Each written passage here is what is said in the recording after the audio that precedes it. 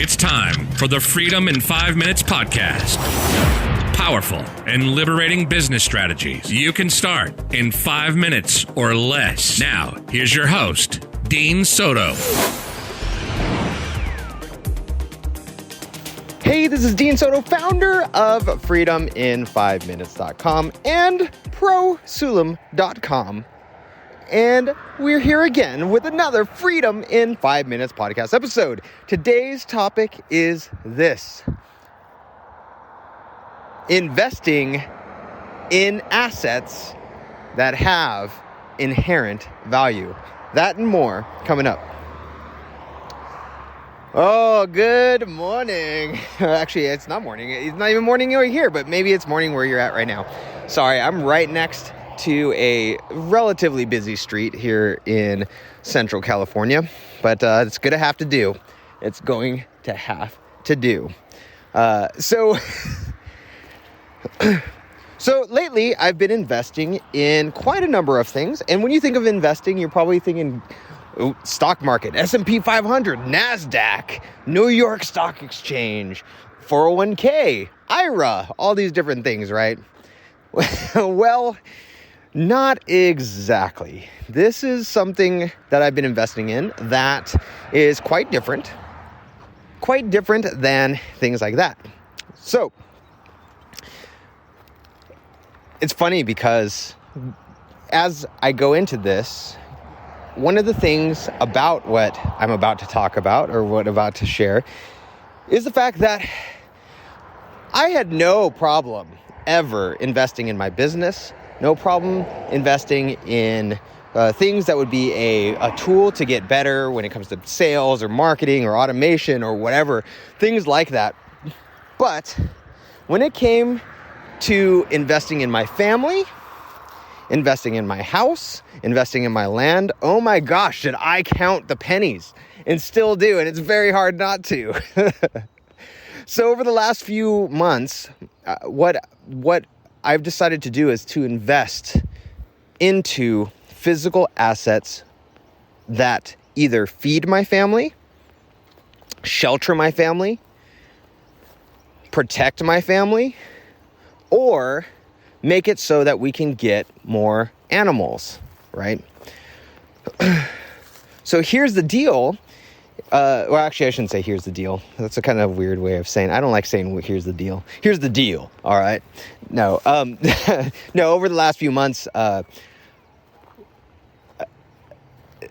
gosh, I keep on hearing kids. It sounds like my kids.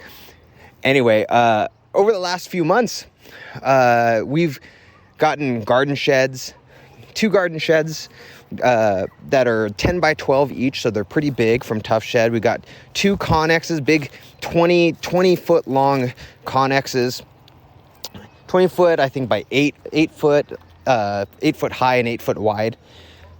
We've gotten building a tree house / deck.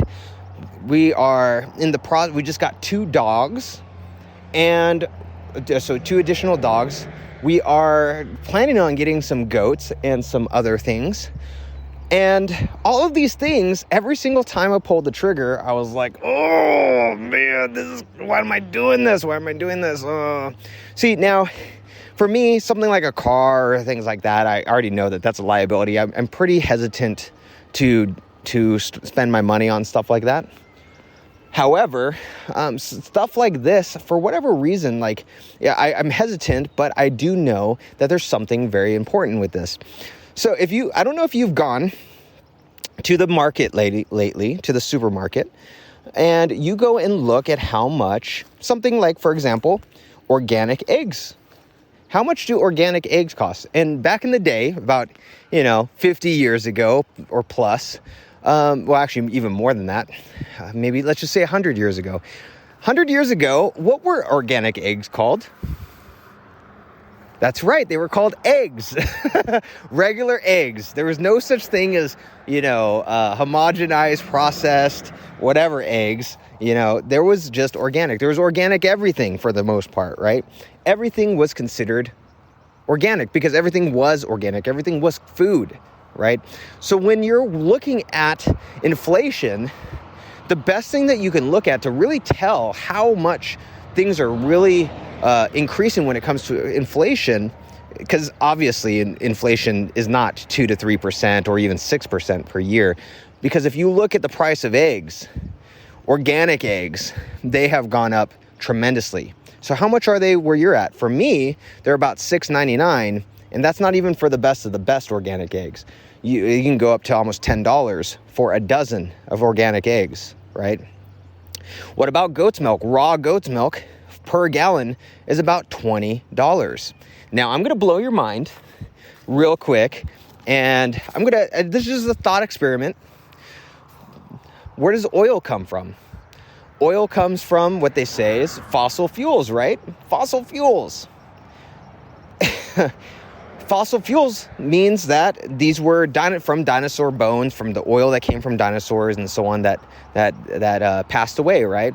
So it is a finite resource. Yes, finite resource. Eventually, all of that's going to go away. They've been saying that for the last 50, 60 years, right? That eventually we're going to reach peak oil. We're not going to get to do anything. We're not going to be able to do anything. Well, how much is a gallon of gasoline, which is a byproduct of that oil? How much is it for a gallon of gasoline versus a gallon of goat's milk, raw goat's milk? Well, at least here in California, with all of the taxes and everything like that, a gallon is probably around $3.19 for that gasoline. However, a gallon of goat's milk is $20. How is it that something that is finite, apparently, that's at least what they say, right? That gallon of gasoline, which is going to go away at some point in time, right, is $3.19 and has been hovering around, it hasn't gone up so much, like tremendously over the last 60 years. But that gallon of goat's milk is $20. Interesting. I'd be hedging my bets on some goat's milk, right? That's where I'm going to be putting my investment. So those things like goats and chickens, even the Connexes that we bought, the container boxes, those Connexes, those things, they are, how much are they? They are, what is it called? Around $3,000. Well, they didn't used to cost that much. Not too long ago, they went up in price, at least the last few months, by a pretty substantial margin. So when we get these Connexes, when I got these Connexes, part of me was like, oh, they're so expensive. But another part of me is like, actually, I'm investing in something I can sell again, probably for more as time goes on, right? Because they've already gone up in value tremendously. So why am I bringing all this up? I'm bringing all this up, and why it's important is because sometimes the best investment you can make is in physical assets, things that you can touch, things that you can hold. Even dollars. Dollars are not considered necessarily physical assets because a dollar, how much is it worth? If you were to look at the dollar itself, like the what it's made of, probably maybe like a penny, right? It's worth maybe a penny for the actual dollar that's been printed. The value of that dollar fluctuates based on what people are willing to give you for it, right? It's very speculative in its nature. And so investing in physical assets can be one of the best things you can do. And why is this part of Freedom in 5 Minutes? Why am I even talking about this? One, because it's a story for me, like how I'm like, whoa, I can't believe that I'm investing in stuff like this when I never would have done it before. But the other reason is that it's actually a very quick investment. Like if you invest right now, you can see because of COVID-19, because a lot of small businesses are collapsing because they're following these guidelines, let me remind you that these are guidelines. Every single bit of it is a guideline. They are closing their own businesses because they don't want to do something against the guidelines. They don't want to get arrested and go in front of a judge and say, hey, you are an out guideliner and, not an outlaw. Anyway, that being said, they're going against these guidelines, or they're following these guidelines and shutting down their businesses out of the kindness of their hearts, because they actually do care about their fellow man. They care about their business and so on and so forth. But they're collapsing, which is bringing up inflation, right? It's causing inflation to increase. And so you're just over the last few months, these physical assets have gone up in value, right? Well, they hold their values, I should say, because they have inherent value in themselves. So they hold their value. So whether you're trading a Kuwaiti dinar, a Filipino peso, a Mexican peso, a dollar, whatever, they hold their value across all of those different currencies. And so what better way to really be efficient in your investments than to invest in something you're going to use anyway, that you can resell very quickly if you needed to, or is going to hold its value over time, because that Connex, for example, the container box is going to hold the value over time. Your chickens, a physical chicken, is going to hold its value for at least a few years, and is going to produce an egg every day for 5 or 6 years every day. So 365 days, you're going to have 365 eggs. That's a lot, right?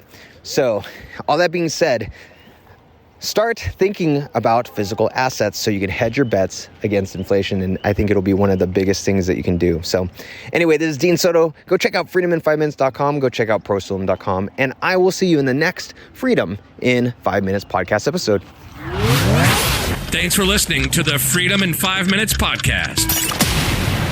Now, head over to www.freedomin5minutes.com and register for our free masterclass and discover how to start systemizing and automating your entire business 5 minutes at a time.